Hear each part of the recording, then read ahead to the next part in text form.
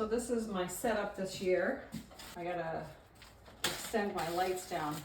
When you are first starting your seedlings under the grow lights, you don't need for the lights to be directly on the plant. Not that you want it directly on the plants when they break. So let me back up. These seeds have just been planted.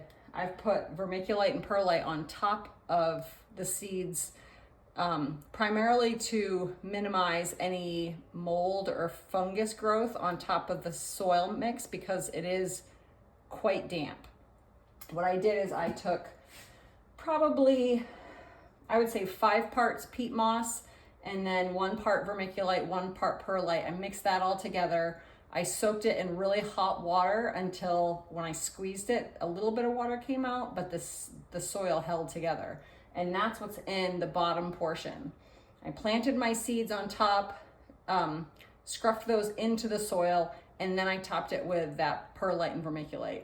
So these, I mean, each of these plants will germinate at a different time. Germinate is when the plant actually breaks through the seed, and then it'll break through the dirt.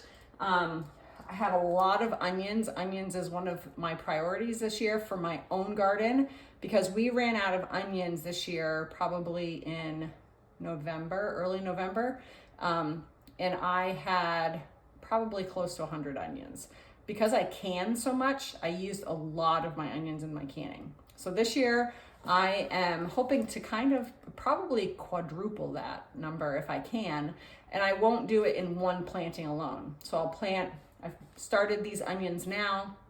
They will live here in this space, in these same containers, probably until mid-March, at which point I'll put them out. Onions are cold hardy.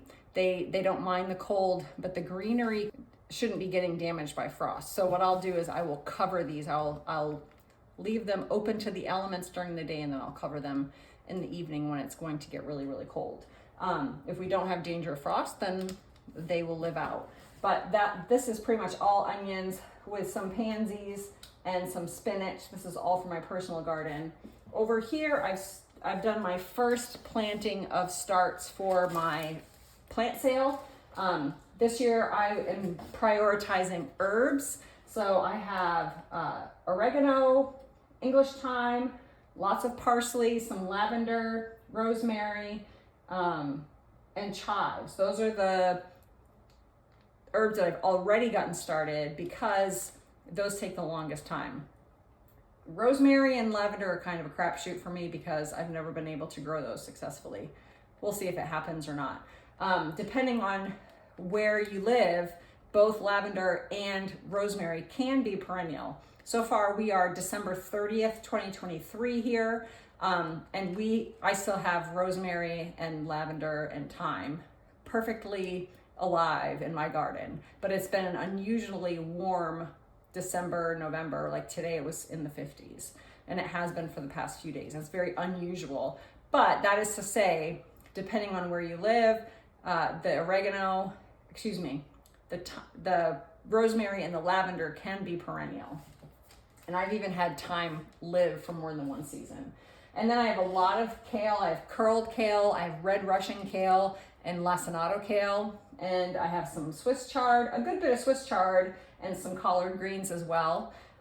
Those are primarily for selling in my plant sale because my family doesn't consume a tremendous amount of those types of greens. We eat more lettuce and spinach. My daughter loves Swiss chard, so that's something that we will grow in our garden, but really one plant feeds us. We don't need anything more than that. So a good bit of that will go to the plant sale. And then right now I have 8 blocks of broccoli overseeded. I'm hoping to plant a ton of broccoli this year.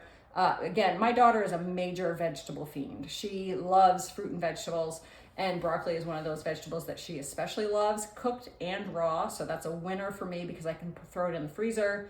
My son eats it, my husband, everybody eats broccoli. So that's something that I want to prioritize that this year too. And we deal with a lot of bug damage here, caterpillar damage. but last year I was able to grow successfully both cauliflower and broccoli, again, because we had such a mild winter. I'm hoping this year to plant this in my raised bed garden, which is very close to my house, so that some of the radiant heat from the home will be close to that box. And I'm also going to build out my caterpillar tunnel over that raised bed to keep the heat in and also to keep the bugs out. So I'm getting a super early start on broccoli and cauliflower with the intention of putting them in that raised bed. Actually, I have broccoli in that bed now that I planted last fall that still is alive, but it isn't producing any heads.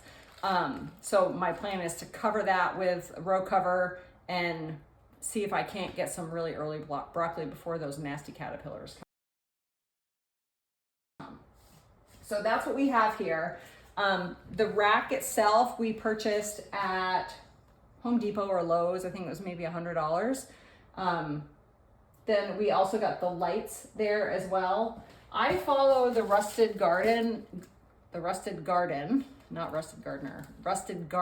Gary Pilarchik. And he has the best videos on how to set up this grow station. Everything that I have is what he recommended. I would just refer you to his channel to take a look at what he recommends. I am in my unfinished part of my basement.